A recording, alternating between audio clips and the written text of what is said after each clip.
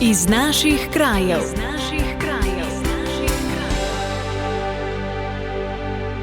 Spoštovane poslušalke, cenjeni poslušalci, lepo pozdravljeni.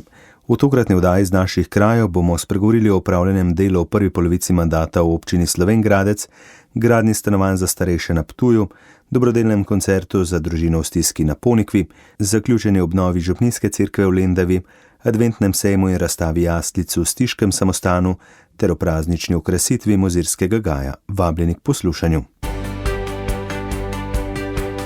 Radio Ognjišče v vašem kraju. O dobri in aktivni popoplavni obnovi odmeva iz občine Slovenj Gradec. Župan mestne občine Tilen Klugler sicer na volitvah ni imel konkurence, vendar so prebivalci po njegovih besedah zadovoljni z njegovim županovanjem. Smo zadovoljni, da smo naredili vse v okviru finančnih zmožnosti. Zagotovo bomo pa še v 2 letih izpeljali projekte, ki so trenutno v izvajanju, še vedno se pa pripravljamo tudi na prijavo na razpise, predvsem na dogovor za razvoj regij, na CTN mehanizem in pa tudi zdaj na razpis za kulturno dediščino. Je povedal župan Tilen Klugler. Pove še, da so si pred volitvami zastavili jasno vizijo in projekte, na katere pa je močno vplivala lanska ujma. Ustavilo se je predvsem pri izvajanju vlaganj v komunalno in cestno infrastrukturo na območju vaških skupnosti. Ampak lahko rečem, da smo s to popoplavno sanacijo pa zagotovo presegli vse zmožnosti, ki bi jih pa drugače bili naredili po tem rednem programu investicijskem za vaške skupnosti, ker smo pač zdaj v enem letu počrpali 21,4 milijona evrov. Kar jim je omogočilo, da so v 2 letih naredili toliko, kot bi drugače v 15, še pove Klugler. Občina je zagotovila zemljišče za postavitev donirane hiše za eno od 2 v ujmi prizadetih družin, za drugo pa je skladno s popoplavno zakonodajo hitro izpeljala postopek lokacijske preveritve in tako omogočila začetek gradnje na izbrani drugi lokaciji. Težavo zase pa predstavljajo sporni kolesarski mostovi, ki jih je občina postavila s pomočjo evropskih sredstev, saj so se izkazali za neustrezne. Občina je proti projektantoma sprožila odškodninsko tožbo, vendar se jim zaradi odobrenih evropskih sredstev pri tem mudi, saj morajo uporabno dovoljenje pridobiti do konca leta. Prispevek sem pripravil Jernej Dragar. Radio Ognjišče v vašem kraju. Na Potrčevi cesti na Ptuju so položili temeljni kamen za gradnjo novega objekta s 30 najemnimi stanovanji, prilagojenimi starejšim od 65 let. Investitor projekta je Nepremičninski sklad pokojninskega in invalidskega zavarovanja, gradil pa bo Pomgrad. Projekt je ocenjen na 4,2 milijona evrov. Jaz moram reči, da imamo v vseh teh letih, prvi objekt z oskrbovanimi stanovanji je bil zgrajen leta 2001 v Logatcu, se pravi že več kot 20 let nazaj. Kar pozitivne izkušnje, kar se tiče seveda bivanja starejših, prilagoditve njihovim potrebam, upoštevajoč seveda specifike, ki veljajo tu za načrtovanje tovrstnih objektov s tovrstnimi stanovanji, vključno s skupnim prostorom za druženje in nekaterimi drugimi priteklinami, ki dejansko pozitivno vplivajo na njihovo bivanje, na zmožnost druženja, kar na nek način je tudi naša želja, seveda, da se starejši, ki se vselijo v tovrstne objekte, tudi medsebojno družijo, ne da so pravzaprav izolirani v svojih stanovanjih. Je pojasnil direktor Nepremičninskega sklada pokojninskega in invalidskega zavarovanja Andrej Hudoklin in dodal, da razpis za oddajo stanovanj načrtujejo proti koncu leta 2026, ko bo projekt končan. Najemnina pa da bo določena glede na stroškovno vrednost projekta. Ob tem je izrazil upanje, da bodo v tem času sprejeti tudi sistemski ukrepi, ki bi omogočili ugodnejšo ceno najema. Nepremičninski sklad je doslej na 19 lokacijah po Sloveniji zagotovil 3200 najemnih stanovanj, od tega 469 oskrbovanih. Stanovanja bodo kvadraturo od 51 do 70 kvadratnih metrov, namenjena bodo tako enočlanskim kot dvočlanskim gospodinjstvom. Kot sem že omenil, načrtovana bodo s tehničnimi normativi, ki veljajo za načrtovanje oskrbovanih stanovanj. To pomeni, da ni arhitektonskih ovir za starejše, da so širše odprtine in prehodi.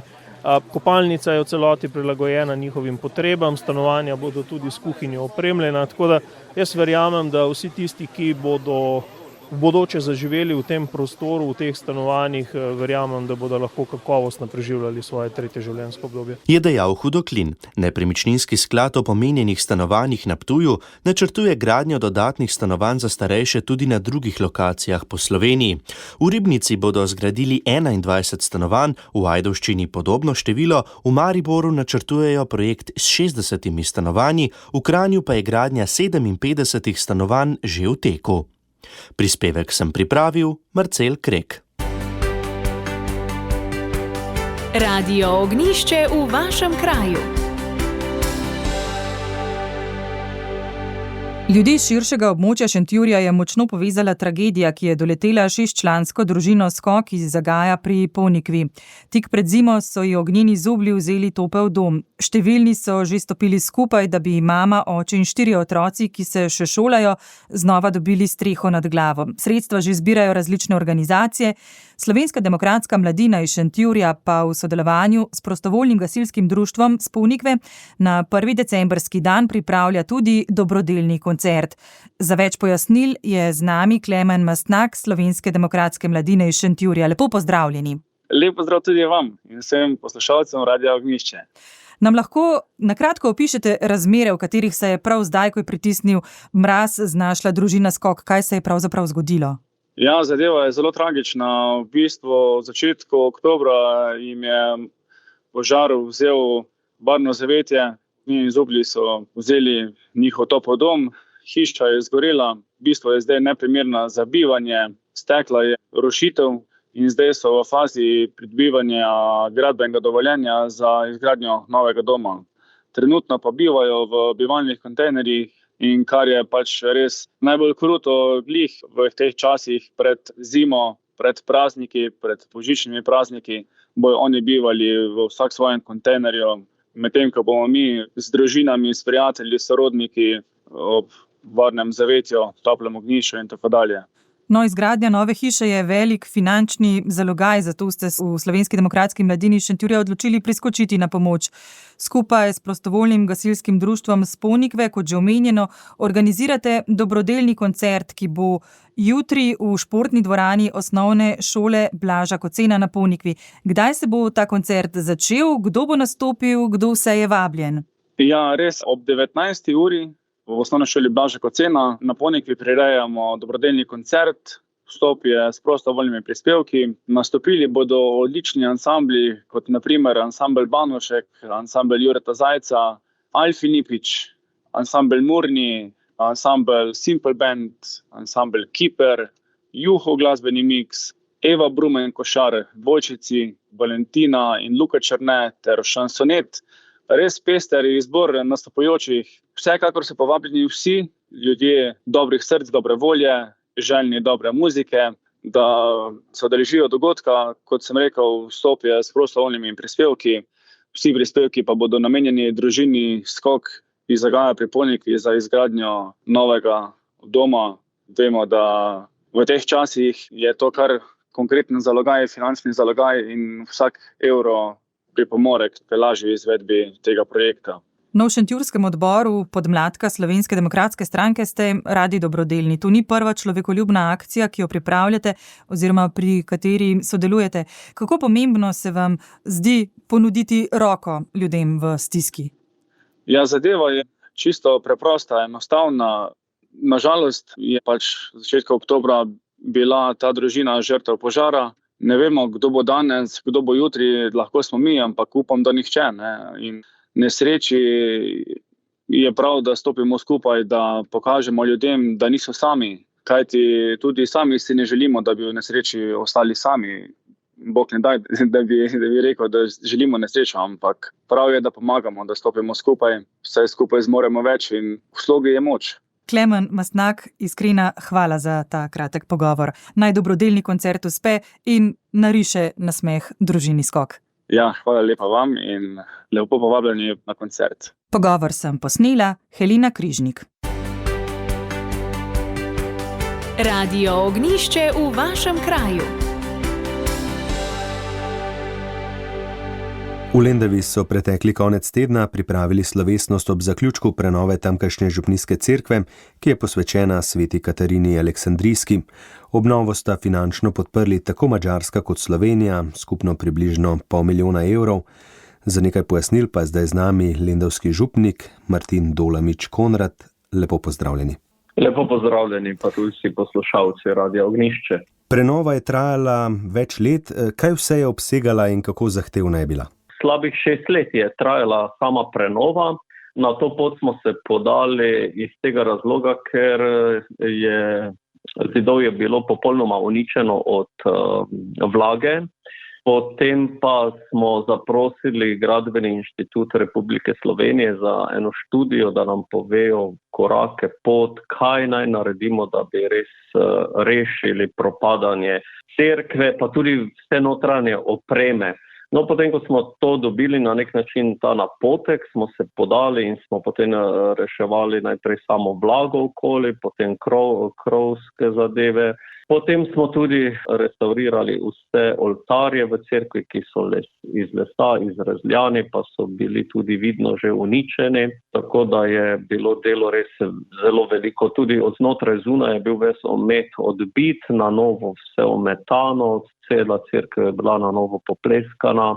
Pročelje pri glavnem vhodu je zelo lepo, tudi to je bilo vse uničeno, tudi tukaj so konzervatorji temeljito obnovili torej pročelje cerkve samo. Omenjena cerkev je bila zgrajena leta 1751. Kaj jo dela posebno? Lendava je dvojezična župnija. Tukaj so bili Esterhazy grofje, ki so 1751. leta dali zgraditi sedanjo cerkev na območju stare cerkve, jo s tem povečali, razširili in je v samem mestnem jedru.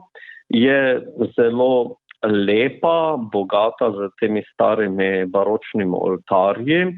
Posvečena je sveti Katarini Aleksandrijski in ker je bil sedaj praznik njen god, smo imeli tudi proščenje in v priložnosti tega proščenja smo potem po tej temeljiti obnovi se škofom dogovorila in jo ponovno posvetili, da res v tej posvečeni cerkvi lahko toliko bolj gradimo odnos z Gospodom, pa tudi doživljamo milosti, tudi ozdravitve. Gre namreč za košček posvečene zemlje našega mesta. Župnija hrani tudi 3 zgodovinske dragocenosti, Banfijev in Hadikov kelih ter najstarejšo matično knjigo. V obdobju obnove cerkve smo tudi istočasno restaurirali najstarejši kelih naše župnije iz 1606. leta. Banfijev kelih ima zelo močno zgodovinsko vrednost za naš kraj, saj je bil to čas protestantizma. Tukaj so bili grofje Banfiji, ki so se seveda navdušili za protestantsko miselnost in potem na nek način izgnali katoliške duhovnike, kar za nekaj desetletij iz Lendave.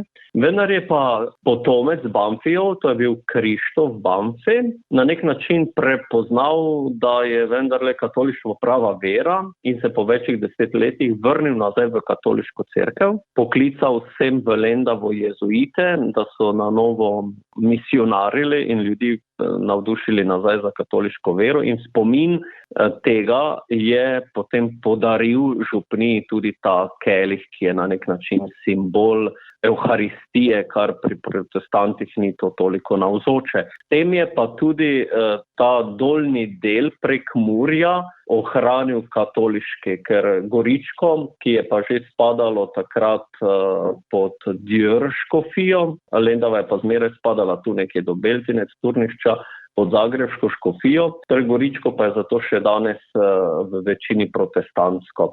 Drugi močen simbol iz zgodovine župnije je Hadikov kelih, skoraj 150 let kasneje. Na tem območju so bili močni turški vpadi in je v Lendavi bil kapitan Mihael Hadik. Danes je njegovo truplo ohranjeno, je mumija, ki jo hranimo, si jo lahko tudi turisti, romarji ogledajo v cerkvici Svete Trojice v Lendavskih goricah. Gre za naravno posušeno telo. On je bil kapitan, ki je torej branil mesto pred Turki. vendar njegov sin, ki je kasneje na Avstro-Ogrskem dvoru postal, danes bi rekli, minister za obrambo, je kasneje več desetletij po smrti očeta prišel v Lendavo na njegov grob in je takrat cerkvi Svete Trojice podaril ta lepi kelih z svojim grbom. Daroval je tudi nekaj mašnih plaščev in nekaj knjig. Tretja taka zgodovinska vrednost naše župnije pa je matična knjiga iz leta 1715. Je bila zelo močno uničena, hranili smo jo v arhivu škofijskem v Mariboru, vendar pred leti, ko smo obhajali priključitev 100-letnice Prekmurja matični domovini, je prišla neka pobuda, da bi to matično knjigo restaurirali in smo jo prav tako dali restaurirati. Restauracija trajala kar 3 leta. Vse te 3 zgodovinske vrednosti smo tudi v tem praznovanju sedaj ponovne posvetitve župnijske cerkve dali pokazati ljudem, da so lahko od blizu to videli, res to dragocenost. Župnik Martin Dolanič Konrad, najlepša hvala za vsa pojasnila. Tudi vam hvala lepa in vse dobro pri vašem poslanstvu. Pogovor sem pripravil Andrej Šinko. Radio Ognjišče v vašem kraju. Že nocoj bomo vstopili v vigilijo prve adventne nedelje. To je res poseben čas, lep čas pričakovanja Jezusovega rojstva. Na to se pripravljajo tudi v Opatiji Stična in v turističnem društvu Stična. Z menoj na telefonski zvezi je predsednik društva David Mrvar. Dobro jutro vsem poslušalcem Radio Ognjišče in tudi vam, sestra Meta. Glejte, David, kaj se bo danes že dogajalo v Stiškem samostanu? Ja, v Stiškem samostanu bomo vstopili Stičani v adventni čas z 2 dogodkoma. Z razstavo jaslic in adventnim sejmom. Danes ob 5. uri popoldne bomo odprli razstavo jaslic v križnem hodniku Opatije Stična. Že skoraj 400 let Slovenci postavljamo jaslice v cerkvah in domovih. Tradicija je še vedno zelo živa, kaj jaslice so najbolj prepoznaven simbol pričakovanja Jezusovega človeškega rojstva. Na stiški razstavi številni domači mojstri, pa tudi resni rokodelci, predstavljajo predvsem jaslice manjših velikosti. Izdelane so iz naravnih materialov. Razstava bo odprta le danes od 17. ure do nedeljskega jutrišnjega popoldneva. Jutri pa bo v Stični ob 10. uri prava čebelarska maša, na katero prijazno vabimo vse ljubitelje čebel. Med 11. in 15. uro pa želimo poslušalce Radia Ognjišče pozdraviti na notranjem dvorišču Stiškega samostana. Na adventnem sejmu bo preko 30 ponudnikov na stojnicah predstavilo svoje izdelke. Sejem bo priložnost za nakup čudovitih adventnih venčkov, darilnih paketov prehranskih, lončarskih, lesenih in drugih rokodelskih izdelkov, nakita, voščilnic in okrasja za praznično dekoracijo domov. Nedeljski obisk adventnega sejma lahko združimo tudi z ogledom Muzeja krščanstva na Slovenskem ob 2 in 4 popoldne. Nedeljskim obiskovalcem bomo postregli s kislim zeljem in pečenico, čajem, kuhanim vinom in kavo. Navada je, da ob godu svetega Miklavža obdarimo otroke. Ostale najbližje, prijatelje in poslovne partnerje pa tudi ob božiču in novem letu. Zdi se nam zelo pomembno, da za darila izberemo unikatne domače izdelke. S tem podpremo male lokalne rokodelce in kmetije, obdarovancem pa zagotovimo uporabna darila z dušo. Nedeljski jutrišnji adventni sejem v Stični ponuja prav to, modro izbiro pri decembrskih nakupih. Če povzamem, pridite danes ob 5. uri popoldne na ogled razstave jaslic in jutri med 11. in 15. uro na adventni sejem v Stiški samostan. Končam pa naj zahvalo predvsem pridnim članom našega društva, Opatiji Stična za prostor in podporo pri tehnični izvedbi dogodkov, občini Ivančna Gorica za posojene stojnice in na vse zadnje ljubi Kastelic za odlično mešanico domačih zelišč za čaj. Veselimo se druženja z vami danes in jutri v Stični. Gospod David Mervar, tole se sliši res zelo, zelo vabljivo, čudovite stvari, predvsem pa pridih, da znate na lokalnem nivoju dobro sodelovati. Imate vtis, da dobro sodelujete in tako cerkvene kot civilne ustanove. Res je, v zadnjih 2 letih še posebej poudarjamo pomen sodelovanja ne samo med društvi, pa med kraji, ampak tudi različne sfere civilnega življenja. Zato smo tudi povabili našega opata v društvo in z veseljem je sprejel, tako da sta 2 duhovnika tudi člana društva turističnega. In to sodelovanje vedno rodi tudi mnogo boljše rezultate in pa boljše razpoloženje v samem kraju, kot če bi vsak delal samo na svojem vrtičku. Tako, hvala vam za pogovor, vsem, ki nas poslušate, pa danes in jutri velja vabilo v Opatijo Stična in sploh v okolico Stične. Hvala lepa in nasvidenje. Hvala tudi vam. Pogovor sem pripravila sestra Meta Potočnik. Radio Ognjišče v vašem kraju. Praznično okrasitev predstavljajo tudi v Mozirskem gaju, kjer bo letos zasijalo skoraj 2 milijona lučk. Z nami je Maja Horvat. Kaj lahko obiskovalci pričakujejo, če se odločijo za sprehod med lučkami? Tokrat smo se nekako odločili, da bomo poiskali rdečo nit in navdih v družini, družinskih vrednotah, torej harmoniji, povezanosti, ljubezni. In tako so naši vrtovi res nekaj posebnega. Recimo že na vhodu se srečamo s pretežno modrimi odtenki, ki nekako govorijo o nekakšni iskrenosti znotraj družine. Začarana vas bo denimo zelena, predvsem zaradi tega, ker s tem želimo ljudi opomniti na pomen harmonije in nekakšnega ravnovesja med časom, ki ga namenimo družini in drugim obveznostim. Japonski vrt bo odet v bele barve, zato da nekako ponazori to lepo snežno pokrajino in čudovite zimske radosti. Poleg tega pa še številne druge novosti, zanimivosti. Med drugim si boste lahko na sprehodu v gaju ogledali kar 30 scen iz Božične vasi, pa malce drugačno Mavrico. Res bo nekaj zelo posebnega in lepega tudi letos. Za koga je primeren obisk Mozirskega gaja? Obisk Mozirskega gaja je pravzaprav primeren za kogarkoli, tudi z invalidskimi vozički in otroškimi vozički, če so vremenske razmere kolikor toliko ugodne, se lahko lepo sprehodimo skozi gaj, sicer pa dejansko res za vse starostne skupine. Vseeno pa verjamemo, da bodo še posebej uživale družine z otroki, saj bodo v odraslih prebudili tistega otroka znotraj njih, pri otrocih pa jih seveda navdušile lučke in vse, kar se bo dogajalo v parku. Kdaj obiskovalcem najbolj priporočate obisk in do kdaj bo možen sprehod med lučkami? Božična bajka Slovenije se odpira 30. novembra. Ob 16:30 uri bomo dejansko prižgali lučke in te bodo potem svetile vse do vključno 5. januarja, vsak dan, tudi med prazniki, vikendi, od 16. do 21. ure. Sicer pa morda priporočamo, da se odločite za obisk v prvi polovici odprtja same Božične bajke, ko je manjša gneča, torej tam nekje od 30. ko odpremo, pa nekje do recimo tam 20. decembra.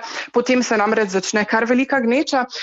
Če pa se vseeno odločite za obisk po 20. decembru, ker takrat imajo ljudje največkrat tudi dopust in čas, ko si lahko nekaj takšnega privoščijo, pa priporočamo, da nas morda obiščete malce kasneje, tam po 19. uri, ko se gneča nekoliko umiri. Pogovor s predstavnico Mozirskega gaja Majo Horvat sem pripravil Jon Kanjer. To je bilo v današnji oddaji, ki sem jo uredil Andrej Šinko. Vsem, če ste del zamudili ali bi prisluhnili še enkrat, vabljeni v Audioarhiv Radio Ognjišče, sicer pa hvala za pozornost in lep pozdrav do prihodnjega tedna. Poslušali ste oddajo Iz naših krajev.